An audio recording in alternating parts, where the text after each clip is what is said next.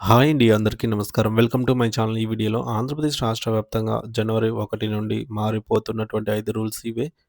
దీనికి సంబంధించిన పూర్తి వివరాలు వీడియోలో తెలుసుకుందాము. వీడియో అయితే ఎక్కడ గాని స్కిప్ చేయకుండా ఎండ్ వరకు చూసేయండి. అప్పుడే ఇన్ఫర్మేషన్ పూర్తిగా అర్థమవుతుంది. అలాగే వీడియో చూస్తున్న ప్రతి ఒక్కరు వీడియోకి లైక్ చేయండి ఫ్రెండ్స్. ఈ వీడియోని తోటి మిత్రులతో అయితే షేర్ చేయండి. కొత్తగా చూస్తున్నవారు ఇంకా ఎవరైనా సబ్స్క్రైబ్ చేసుకోకపోతే వెంటనే మన ఛానల్‌ని సబ్స్క్రైబ్ చేసుకోండి.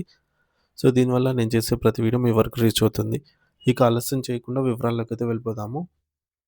ఫ్రెండ్స్ ఇక విషయానికొచ్చినట్లయితే మరో వారం రోజుల్లో మనం 2025 సంవత్సరానికి ఘనంగా వీడ్కోలు పలికి సరికొత్త ఆశలతో 2026వ సంవత్సరంలోకి అడుగు పెట్టబోతున్నాం.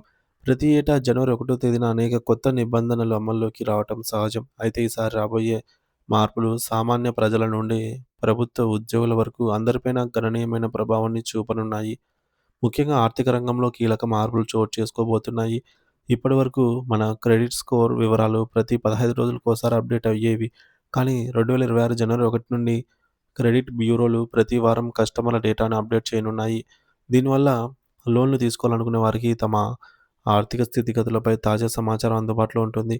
అలాగే కొత్త సంవత్సరంలో బ్యాంకు ఫిక్స్డ్ డిపాజిట్ల ఎఫ్‌డి వడ్డీ రేట్లను సవరించే అవకాశం ఉంది. ఇది పొదుపు చేసే వారికి కీలకమైన వార్త. డిజిటల్ చెల్లింపులు మరియు భద్రత విషయంలో ప్రభుత్వం మరింత కఠినంగా వ్యవహరించబోతోంది. యూపీఐ లావాదేవీలపై నిబంధనలు మారటమే కాకుండా పాన్ కార్డ్ మరియు ఆధార్ కార్డ్ అనుసంధానం చేయని వారికి బ్యాంకింగ్ సేవల్లో తీవ్ర అంతరాయం కలగవచ్చు.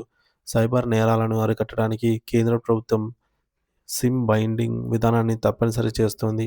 ఇకపై వాట్సాప్, టెలిగ్రామ్ వంటి సోషల్ మీడియా యాప్స్ వాడాలంటే ఖచ్చితంగా మొబైల్ సిమ్ వెరిఫికేషన్ ఉండవలసిందే. నెట్ ఉంటే చాలు సిమ్ లేకుండా యాప్స్ వాడేసే కాలం ఇక చెల్లిపోనుంది. ఇక అనామక వ్యక్తుల నుండి వచ్చే నకిలీ మెసేజ్‌లను మరియు మోసాలను అరికట్టడానికి ఎంతో తోడ్పడుతుంది. ప్రభుత్వ ఉద్యోగులకు 2026వ సంవత్సరంలో ఎంతో ఆశాజనకంగా ఉండబోతోంది. ఏడవ వేతన సంఘం గడువు ముగియనుండడంతో జనవరి 1 తేదీ నుండి ఎనిమిదవ వేతన సంఘం అమలుపై కేంద్ర ప్రభుత్వం నిర్ణయం తీసుకునే అవకాశం ఉంది.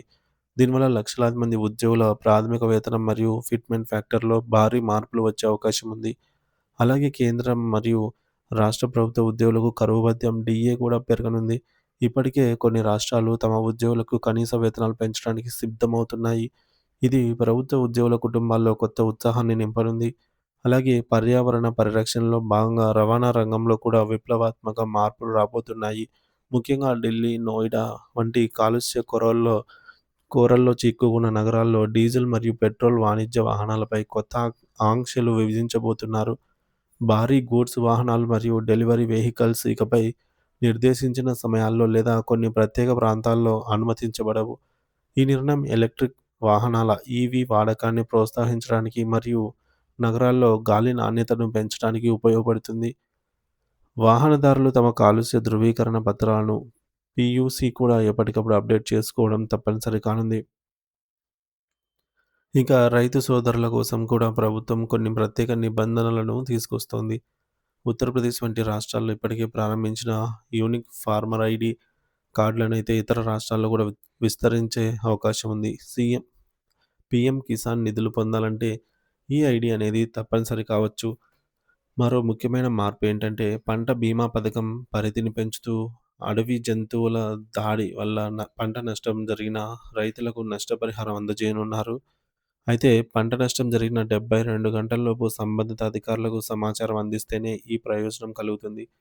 చివరగా ప్రతి నెల 1 తేదీన మారే ఎల్‌పీజీ గ్యాస్ ధరల రేట్లు జనవరి 1 తేదీన సవరించబడతాయి. కొత్త సంవత్సరంలో గ్యాస్ ధరలు తగ్గుతాయో లేదో తెలుసుకోవడానికి ఆ రోజు ఆయిల్ కంపెనీల ప్రకటన కోసం వేచి చూడవలసిందే. సో, ముఖ్యంగా అయితే ఇవి మనకు 2026 జనవరి 1 నుంచి అయితే అప్డేట్ కానున్నాయన్నమాట.